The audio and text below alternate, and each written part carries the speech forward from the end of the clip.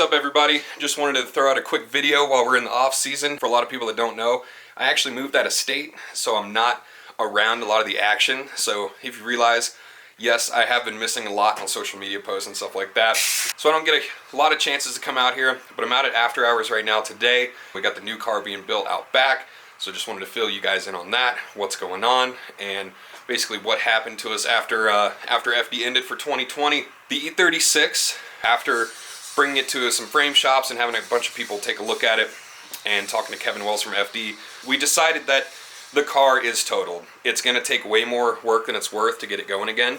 So we are starting a brand new chassis. We are moving up to an E46, which was kind of an easy decision for us. Being that it's a newer chassis, it's going to look a lot better. It's more developed. It has a better track width and wheelbase that we believe is going to help out a little bit. And not to mention, from the 36 to a 46 is not a huge jump. So we're going to be able to use a lot of the stuff from the previous car, like our coilovers, angle kits, stuff like that. A lot of it actually moves over, as well as the entire drivetrain.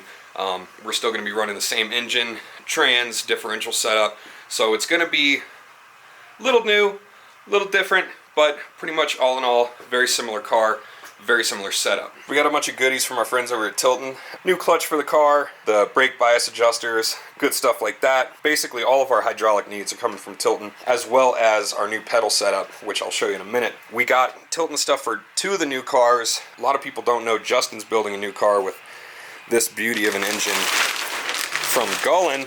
So that's gonna be a whole nother beast to look out for this year. After Hours has another car coming out. It's going to be E82 BMW, and they're going to look sweet sitting together, my E46 and his E82. So with that being said, I'm going to take you guys out, show you a little bit on the car, show you what's going on with it, and what we got to look forward to for the 2021 season.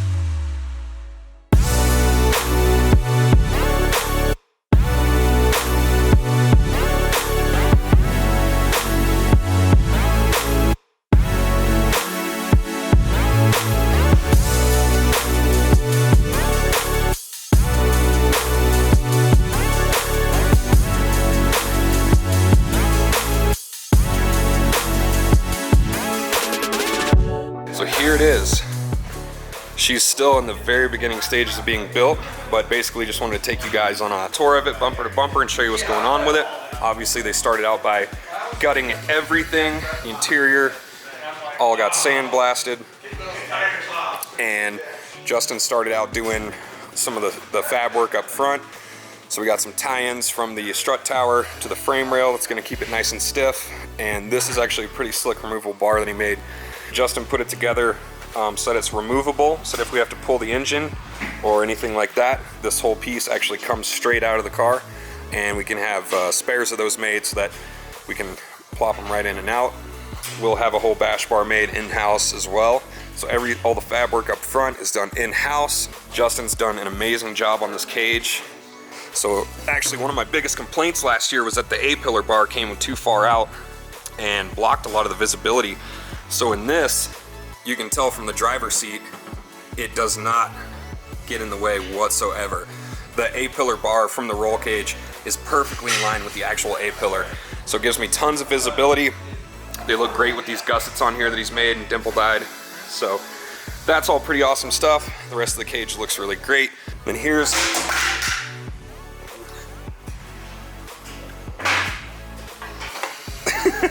so here's some more of the goodies that I was telling you about from Tilton. We got the floating pedals in here.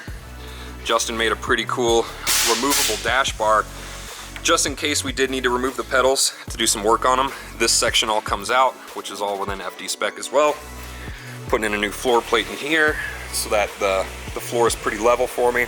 And we got the sweet manufacturing steering column in here. So this is not going to be Pro Spec legal after next year. The pedals and column after 2021 we're not able to use them, so this is going to be just for Pro Spec in 2021, and then in 2022 we're planning on going pro anyway, but that kind of forces us in there. So I was just here this weekend getting fitted in here. We got the seat all mounted up. Moving on back, the fuel tank's a little bit more forward than it was in the chassis last year, because now we get to run this Part Shops Max brace for the E46 and E36 chassis. I believe this is now legal, so these are nice and tied in back here. The struts are very well very well braced, as well as the subframe.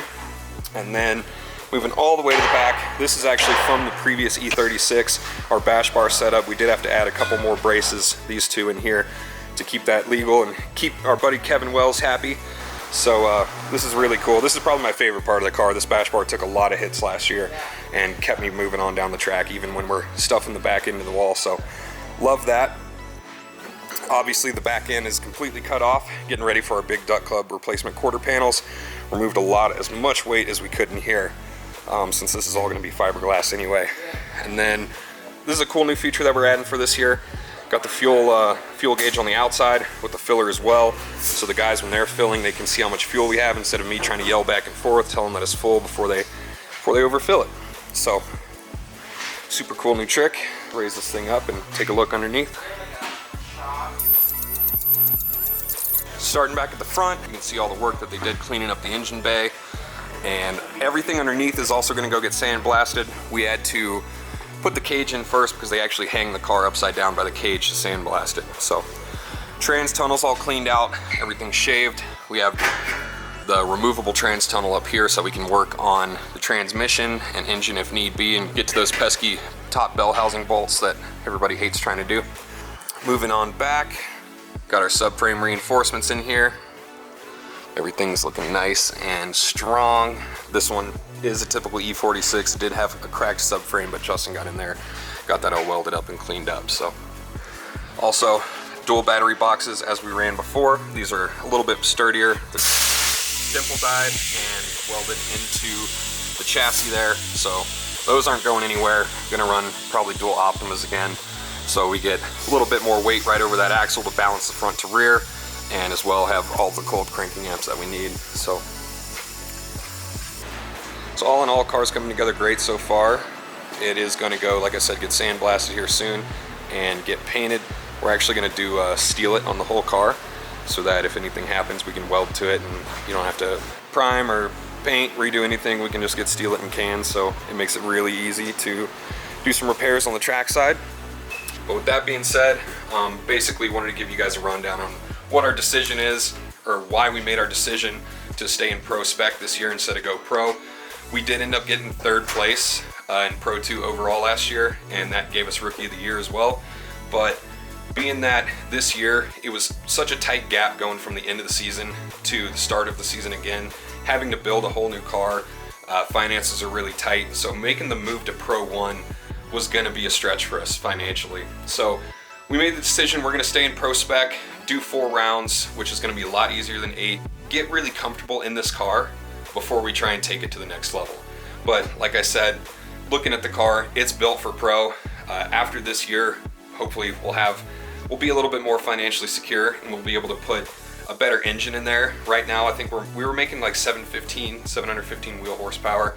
So we need to get that number up, obviously for Pro, to the 9 to maybe 1,000 range. So that'll give us a little bit more time to be able to secure sponsorships, money, whatever it is, to be able to get to that point. So anyway, I hope that cleared up a lot of questions that I know a lot of people had. I haven't been able to post a lot lately. We've been working really hard at my new job, and Justin and all the guys over here at After Hours been working really hard to get this new car together. So we'll get some more updates coming soon, you know, once we start getting it painted, getting the engine stuff, getting all that stuff put together, and hopefully go get some testing done late April, early May, so we can get out there and kill it at Orlando. But thanks guys for tuning in for the video. Hope to give you guys a lot more updates as we get moving.